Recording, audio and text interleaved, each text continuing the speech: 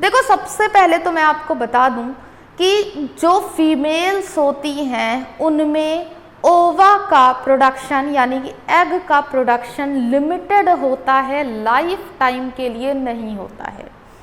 Mails में sperm का production हमेशा के लिए होता है। आपने ये सुना होगा भाई, बहुत ज़्यादा जब एज हो जाती है किसी फीमेल की तो फिर वो प्रेग्नेंट नहीं हो पाती हैं। क्यों? क्योंकि उनमें एग का फॉर्मेशन नहीं हो रहा है। अगर एग का फॉर्मेशन नहीं होगा तो स्पर्म के साथ उनमें फ्यूजन नहीं होगा, अगर फ्यूजन नहीं होगा तो जाइगोट का फॉर्मेशन नहीं होगा। इसीलिए जो फीमेल्स होती हैं उनमें क्या होता है, जो एग का फॉर्मेशन है वो बहुत ही लिमिटेड होता है। अच्छा, एक चीज़ और आप समझ लो, बहुत ही इंपॉर्टेंट बात है, जो फीमेल्स होती हैं उनमें ओवा का फॉर्मेशन या आप कह सकते हो कि oogonia का फॉर्मेशन बर्थ से पहले ही स्टार्ट हो जाता है। बर्थ से पहले जब वो 3 मंथ्स की होती हैं तो उनमें अप्रॉक्स 2 मिलियन oogonia का फॉर्मेशन होता है। 3 महीने का जब बेबी रहता है तो उससे जो oogonia है वो टोटल कितने होते हैं उस टाइम पे, 2 मिलियन oogonia होते हैं। बर्थ के बाद में यानी कि 9 मंथ्स के बाद जब बेबी बर्थ हो रही है, बाहर निकलता है अपने माँ के वुम्ब से, तो फिर उसके अंदर 1 मिलियन oogonia प्रेजेंट होते हैं। और प्यूबर्टी तक आते आते, प्यूबर्टी कौन सा टाइम पीरियड है, एक ऐसा टाइम पीरियड है जब सेकेंडरी सेक्सुअल कैरेक्टर्स अराइज होते हैं फीमेल्स में, ब्रेस्ट का फॉर्मेशन होता है, हॉर्मोन्स निकलते हैं। मेल्स में मैंने आपको बताया हुआ है टेस्टोस्टेरोन हार्मोन निकलता है और फीमेल्स में एस्ट्रोजन एंड प्रोजेस्टेरोन हार्मोन निकलते हैं और ये ओवरीज से ही निकलते हैं। इसीलिए जो लोग जेंडर डिटर्मिनेशन करवाते थे पहले के समय में वो 3 मंथ्स का बेबी होने के बाद करवाते थे, क्योंकि 3 मंथ्स के बाद अगर उस पर्टिकुलर बच्चे में से निकल रहे oogonia मतलब कि वो फीमेल है चाइल्ड, समझ रहे हो आप। तो आप ये सोचो कि जो लोग ऐसा करते थे, एक तरीके से ये कह सकते हो आप पाप ही है, क्योंकि वो बच्चा पूरा का पूरा डेवलप हो चुका रहता है, तब उसमें ओवरीज के फॉर्मेशन, oogonia का फॉर्मेशन होने लगता है। तो फिलहाल ऐसा बिल्कुल भी नहीं किया जाना चाहिए। अब तो ये बैन भी है और ये लोगों की मेंटालिटी में भी बैन होना चाहिए पूरी तरीके से। फिलहाल हम अपने टॉपिक की तरफ बढ़ते हैं। तो मैंने आपको बोला प्यूबर्टी एक ऐसा टाइम पीरियड है जिसमें कि जो गर्ल होती है वो मैच्योर हो जाती है, सेकेंडरी सेक्सुअल कैरेक्टर उसमें अराइज हो जाते हैं, हॉर्मोन्स का फॉर्मेशन होने लगता है। एस्ट्रोजन एंड प्रोजेस्टेरोन 2 हॉर्मोन्स होते हैं जो फीमेल में प्रोड्यूस होते हैं। और ये जो स्टार्टिंग, और यहाँ पे मेंस्ट्रुअल साइकिल भी स्टार्ट हो जाती है फीमेल्स में, ये जो स्टार्टिंग का समय होता है मेंस्ट्रुएशन का उसको हम कहते हैं मीनार्क।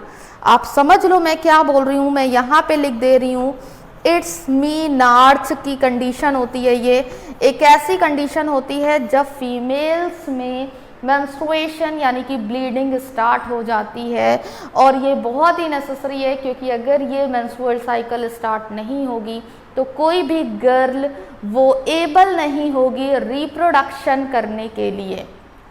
और आपको पता होना चाहिए रिप्रोडक्शन एक बहुत इंपॉर्टेंट पार्ट है।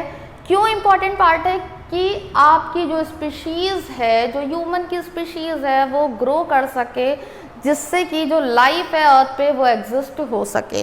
सो reproduction not comes under the life process but still it's important part of the humans you can say.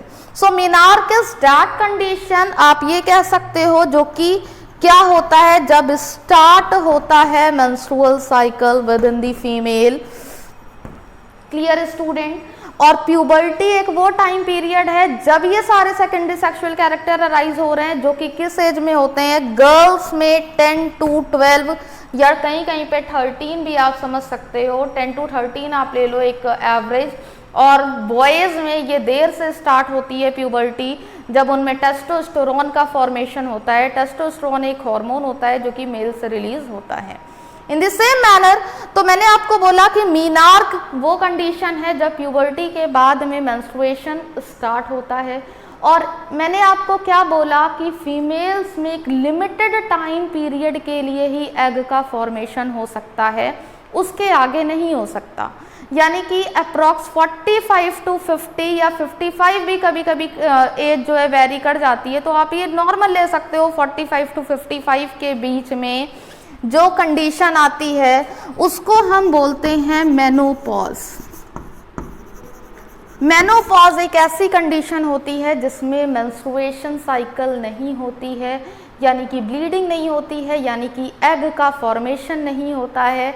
What it means कि फीमेल एबल नहीं होती है फर्दर रिप्रोडक्शन करने के लिए, जबकि मेल्स में ऐसा कोई भी लिमिटेड टाइम पीरियड नहीं है, लेकिन फीमेल्स में ये जो ओवा के फॉर्मेशन होते हैं वो लिमिटेड होते हैं। फिलहाल हम आपको चैप्टर आगे कंटिन्यू करते हैं। देखो तो मैंने क्या बोला, ओवरीज क्या है, प्राइमरी सेक्स ऑर्गन है, पेयर में प्रेजेंट होती हैं भाई, 2 ओवरी प्रेजेंट होती हैं जो कि प्रोड्यूस करती है ओवा और हार्मोन। आप यहाँ पे हार्मोन का नाम लिख सकते हो, कौन कौन से हार्मोन इससे प्रोड्यूस होते हैं बेटा, इट्स एस्ट्रोजन, एंड कौन सा हार्मोन होता है, प्रोजेस्टेरॉन, प्रोजेस्टेरॉन, TRONE, ओके। फिर क्या आते हैं ओविडक्ट। ओविडक्ट क्या है, ये भी पेयर में है भाई, ओवरीज। यहाँ पे आप देखो ये 1 ओवरी है, ये 2 ओवरी है, पेयर में प्रेजेंट है, 1 पेयर ओवरी होती है। कई बार बच्चे गलत कर देते हैं, 2 पेयर लिख देते हैं, 2 पेयर नहीं 1 पेयर होती है। 1 पेयर का मतलब 1 जोड़ा, यानी कि 2 होते हैं। तो ये आपकी क्या हो गई, ओवरीज हो गई, जिससे एग रिलीज होते हैं। अब फिर क्या आता है, ओविडक्ट आता है। ओविडक्ट यानी कि डक्ट मैंने आपको बोला भाई नली के तरीके का, डक्ट के तरीके का। इसी ओविडक्ट का दूसरा नाम होता है फैलोपियन ट्यूब। मैं यहाँ पे लिख दे रही हूँ, आप इसको देख लो, it's fallopian tube. Clear student. तो ये ओवरीज हैं, ये क्या है, ओविडक्ट हैं जो कि एग को कैरी करने का काम करते हैं मोस्टली, ठीक है। यहाँ पर ये जो प्रोसेस होती है फैलोपियन ट्यूब में ही जो फर्टिलाइजेशन की प्रोसेस होती है, यानी कि एग से एग रिलीज होता है और मेटिंग के टाइम पे, कॉपुलेशन के टाइम पे मेल से स्पर्म इधर से आता है वेजाइना से, और वो ट्रैवल करते हुए इधर आता है, और फिर यहीं पर जो एग है और स्पर्म है उनमें फ्यूजन होता है और जाइगोट बनता है। जाइगोट ही फर्दर एम्ब्रियो में कन्वर्ट होता है, और एम्ब्रियो फिर यहाँ पर आके इम्प्लांट होता है, एम्बेडेड होता है। वो सारी चीजें हम आगे आपको बताएंगे। फिर देखो क्या है भाई, इतना आप समझ गए, ये क्या है, लॉन्ग कॉन्वोल्यूटेड ट्यूब्यूल है, ऐसी मुड़ी हुई एक ट्यूब लाइक स्ट्रक्चर है, कॉन्वोल्यूटेड है, कैरी करती है ओवा को टू दी यूट्रस। जब फर्टिलाइजेशन नहीं होता है तो यही ओवा को कैरी करती है, यूट्रस तक लेके जाती है। Clear student. और यहाँ पे ये आप कह सकते हो कि ये ओवा को गाइड करने का काम भी करती है। गाइड करने का काम मतलब कि उसको ले करके जाना, पहुंचाना साथ में। देन क्या है, यहाँ पे मैंने आपको बोला फर्टिलाइजेशन होता है। फिर उसके बाद क्या आता है, यूट्रस का पार्ट आता है। ये वाला जो आप पार्ट देख रहे हो, दिस वन, ये हमारी एग है, ओवरीज हैं, ये क्या है, ये ओविडक्ट हैं जिन्हें फैलोपियन ट्यूब भी कहते हैं। आपको मैं यहाँ पे बता दूं, इन्हीं को हम यहाँ पे देखो मैंने लिखा हुआ है ओविडक्ट। तो आपका ये क्लियर हो गया भाई कि अगर 2 ओवरी हैं, 1 पेयर ओवरी है, तो 1 पेयर ओविडक्ट भी हो गई, क्योंकि डक्ट क्या कर रही है, इसको जोड़ रही है यूट्रस के साथ। तो ये क्या हो गए, ओविडक्ट हो गए। और फिर ये किस में जाके खुल रहे हैं, ये जो आपका स्ट्रक्चर देख रहे हो, ये स्ट्रक्चर किसका है, यूट्रस का स्ट्रक्चर है। Clear student. यूट्रस क्या है, हॉलो है, आप देख रहे हो, खोखला स्ट्रक्चर है। इन्वर्टेड पियर शेप्ड होता है, यहाँ पे आप मेंशन कर लेना इन्वर्टेड। इन्वर्टेड यानी पियर, पियर के शेप का इस तरीके से शेप का होता है, पियर शेप का, ठीक है। इन्वर्टेड पियर शेप मस्कुलर होता है, इलास्टिक होता है, एंड साइट ऑफ इम्प्लांटेशन। हर एक वर्ड का हम आपको मतलब बताएंगे, आप बस ध्यान से सुने। मस्कुलर, मसल से बना होता है। इलास्टिक होना, इलास्टिक क्यों होता है भाई, जब यहाँ पे एम्ब्रियो बना, अब ये बेबी का साइज ग्रो करता है, 9 मंथ्स तक वो पूरा का पूरा बेबी में उसके हाथ पैर आँख नाक मुंह सब के सब डेवलप हो रहे हैं, तो इस वजह से ये इलास्टिक होता है। जिस तरीके से बेबी का साइज बढ़ता जाता है, इसका भी जो साइज है, यूट्रस का भी जो साइज है, वो इंक्रीज करता चला जाता है। नेक्स्ट क्या है, साइट ऑफ इम्प्लांटेशन। इम्प्लांटेशन का मतलब होता है एम्बेडिंग ऑफ द एम्ब्रियो, यानी कि यहाँ पर जो जाइगोट था अब वो ट्रैवल करते करते यूट्रस में आ जाएगा, यहाँ पर आ जाएगा, तो इसी को कहते हैं यूट्रस क्या हो गया, साइट ऑफ इम्प्लांटेशन हो गया, यानी कि जो एम्ब्रियो है वो यूट्रस में आके एम्बेडेड हो गया।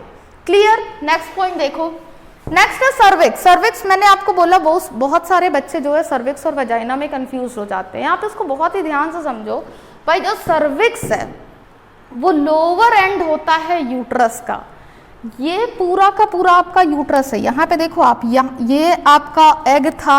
अच्छा, ये जो फिंगर लाइक प्रोजेक्शन आप देख रहे हो इसको फिम्बरी बोलते हैं, जो कि मतलब कलेक्ट करती है एग को और यहाँ तक ओविडक्ट में लेकर के जाती है। तो ये आपका 12th क्लास में है। फिर यूट्रस के भी कई सारे पार्ट हैं, इनके भी ओविडक्ट, फैलोपियन ट्यूब का भी स्थमस है, एम्पुला है, एम्पुला में ही फर्टिलाइजेशन होता है। तो आप इसको उतना ज़्यादा डीप में मत जाओ, फिलहाल इतना समझो जो मेन चीज़ें हैं। देखो, तो ये ओविडक्ट की एम्पुला वाला पार्ट में होता है फर्टिलाइजेशन। अब ये यहाँ पे ट्रैवल करते करते यहाँ पे जाता है। तो हम आपको क्या बता रहे थे कि सर्विक्स क्या होता है। तो ये आपका पूरा भाग जो है ये वाला, ये आप देख रहे हो, ये पूरा का पूरा यूट्रस है। अब ये यूट्रस देखो, ये यूट्रस इधर अंदर की तरफ पतला हो गया है, ये नैरो हो गया है, मतलब जो यूट्रस का एंड है ये क्या हो गया है, ये नैरो हो गया है। आप देखो नीचे आते आते लोअर एंड जो है यूट्रस का वो क्या हो गया है, नैरो हो गया है। तो ये लोअर एंड होता है यूट्रस का, जो कंट्रोल करता है ओपनिंग को। किसकी ओपनिंग को, यूट्रस की ओपनिंग को ये कंट्रोल करने का काम करता है। और वजाइना क्या है, स्पर्म को रिसीव कर रहा है। ये हमारा सर्विक्स था और ये ओपन होता है किसमें, वेजाइना में। यानी कि जो एक्सटर्नल जेनिटिलिया थे, आपको मैंने वो वाली वीडियो डाली हुई है, देख लेना आप। यहाँ से जब स्पर्म कैरी करते हैं, मतलब जब पेनिस यहाँ से वेजाइना के थ्रू जाता है, तो वो क्या करता है, स्पर्म को रिलीज करता है फीमेल की बॉडी में। स्पर्म यहाँ से ट्रैवल करते हुए जाते हैं, फिर यहाँ पे फर्टिलाइजेशन होती है। जब जाइगोट बन जाता है, एम्ब्रियो बन जाता है, आप कह सकते हो बेबी बन जाता है, तो वो बेबी को होल्ड करने का काम करता है। ये सर्विक्स क्या करता है, इसको बंद कर देती है, इस लेयर को, ओपनिंग को कंट्रोल कर रहा है। व्हाट इट मीन्स कि अगर ये भाई बंद नहीं होगा, ये गेट की तरीके से आप समझ सकते हो काम करता है, तो बेबी क्या होगा, नीचे आ जाएगा, गिर जाएगा। ये कब ओपन होता है, जब बर्थ होता है बेबी का। क्लियर।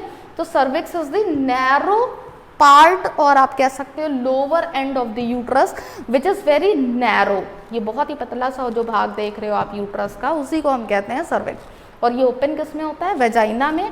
वेजाइना क्या करती है, स्पर्म को रिसीव करती है, साथ ही साथ वेजाइना को हम क्या कहते हैं, बर्थ कैनाल भी कहते हैं, क्योंकि नॉर्मल डिलीवरी के टाइम पे यहाँ से जो बेबी है वो सर्विक्स के थ्रू होते हुए वेजाइना से ही बाहर निकलता है।